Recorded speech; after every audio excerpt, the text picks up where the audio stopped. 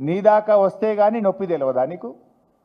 నువ్వు గతంలో కేసీఆర్ గారిని పట్టుకొని కాల్చిపారేయాలని మాట్లాడినావు, ప్రగతి భవన్ను పేల్చివేయాలని మాట్లాడినావు.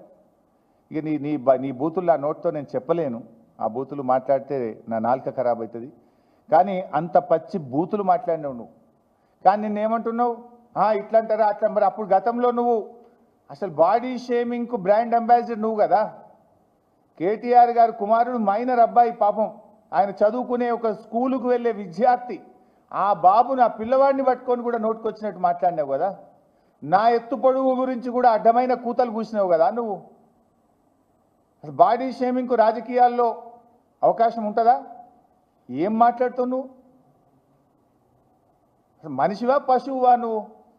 మనిషి అయితే అన్నం తినేటోడైతే ఇట్లా మాట్లాడింది నువ్వు, చెడగొట్టింది నువ్వు, రాజకీయాలను కలుషితం చేసింది నువ్వు, బూతులకు నిలయం చేసింది నువ్వు.